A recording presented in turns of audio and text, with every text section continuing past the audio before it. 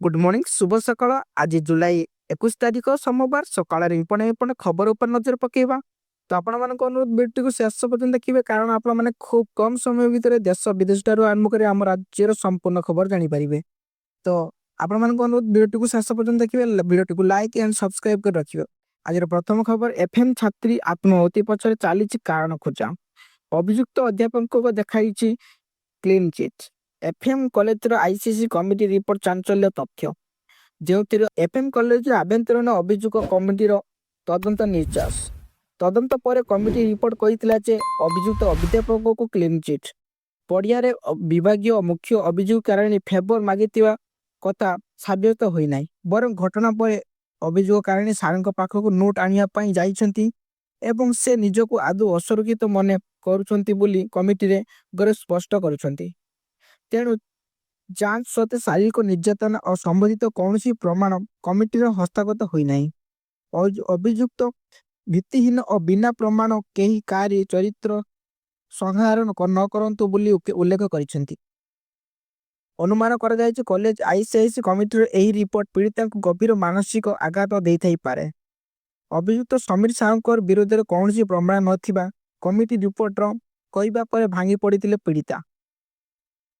गणमाध्यम बारंबार प्रतिक्रिया रखी समीर साहूकर बदली कमिटी सुपारिश करुथिबा कथा आभ्यंतरण कमिटी सदस्य कहते हेले कमिटी रिपोर्ट जना पड़ी जे कॉलेज रे सेक्सुअल हारासमेंट किंबा इंटरनल कंप्लेंट कमिटी को न जाई कहीं पीड़िता प्रथमे पुलिस और गणमाध्यम को गले बोली तांको ओलटा प्रश्न करा जायथिला।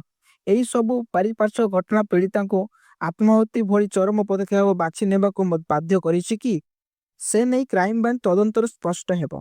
परवर्ती न्यूज बड़ंगा पीड़ितांकर अवस्था गुरुतर निमापड़ा बड़ंगार एक सांघातिक घटनाक्रमे आहत होइतिबा नाबालिग आज अधिक चिकित्सा दिल्ली एम्स पठाई भुवनेश्वर एम्स रे ग्रीनिंग कॉरिडोर माध्यम विमान बंदर ने जाइतिला सेठारु एक स्वतंत्र एयर एम्बुलेंस जरिया दिल्ली एम्स ने तेबे पीड़िता अवस्था को नहीं सद्यतम सूचना आसी दिल्ली एम्स देइछि।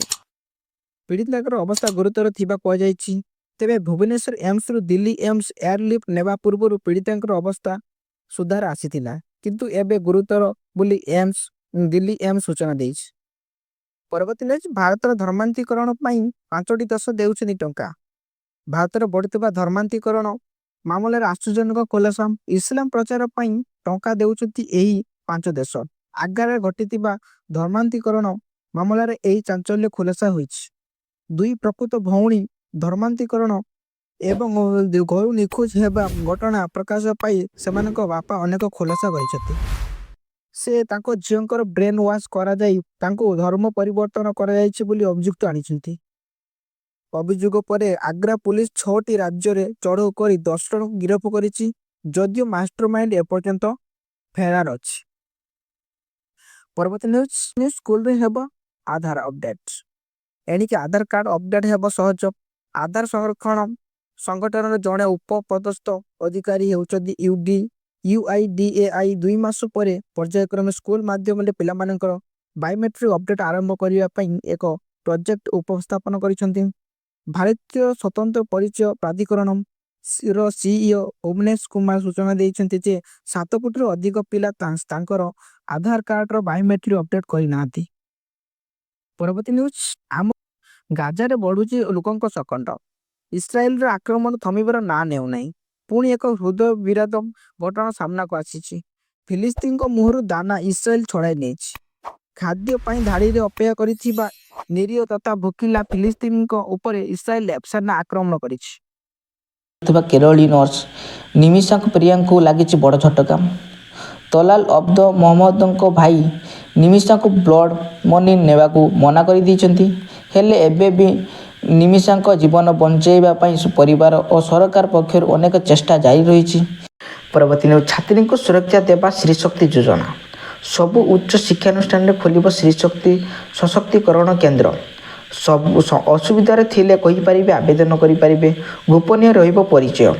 उच्च शिक्षा अनुष्ठान गुड़िक छात्री सुरक्षा और निरापत्ता राज्य सरकार आज बड़ घोषणा करिसेंती। एही कार्यक्रम नाम हेउजे श्रीशक्ति कार्यक्रम।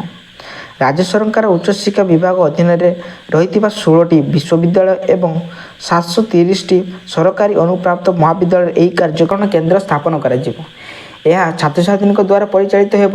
ଜଣେ ଛାତ୍ରୀ ସଶକ୍ତିକରଣ ସାଥୀ ଓ ଜଣେ ଅଧ୍ୟାପିକା ଶକ୍ତିଶ୍ରୀ ସଂଯୋଜିକା ଭାବରେ ନିୟୋଜିତ ରହିବେ।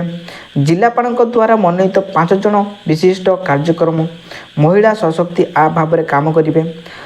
ଶକ୍ତି ଆପ୍ ପ୍ରତି 3 ମାସରେ ଶିକ୍ଷାନୁଷ୍ଠାନ ପରିଦର୍ଶନ କରିବେ ଏବଂ ଛାତ୍ରଛାତ୍ରୀଙ୍କ ପାଇଁ ମେଣ୍ଟର ଭାବେ କାର୍ଯ୍ୟ କରିବେ। ଛାତ୍ରୀଙ୍କୁ ଆତ୍ମସୁରକ୍ଷା ପ୍ରଶିକ୍ଷଣ ଓ ଆଇନଗତ ଅଧିକାର ନେଇ ଶିକ୍ଷା ଦିଆଯିବ। ଶକ୍ତିଶ୍ରୀ ଆପ୍ ମାଧ୍ୟମରେ ଏକ ନୂତନ ମୋବାଇଲ ଆପ୍ କାର୍ଯ୍ୟକ୍ରମ କରାଯିବ। ଆପ୍ ମାଧ୍ୟମରେ ICC ସମ୍ପର୍କରେ ସୂଚନା ଦିଆଯିବ। ଆପ୍ରେ କମିଟି ଅଧ୍ୟକ୍ଷ ଓ ସଦସ୍ୟଙ୍କ ଫୋନ୍ ନମ୍ବର ରହିବ। ଛାତ୍ରୀ ପ୍ରତିକୂଳ ପରିସ୍ଥିତିର ସମ୍ମୁଖୀନ ହେଲେ ପରିଚୟକୁ ଗୋପନୀୟ ରଖି ଅଭିଯୋଗ କରିପାରିବେ। ଅଭିଯୋଗ ସିଧାସଳଖ ଇଣ୍ଟର୍ନାଲ କମିଟିରେ ଅଧ୍ୟକ୍ଷଙ୍କ ନିକଟରେ ପହଞ୍ଚିଯିବ।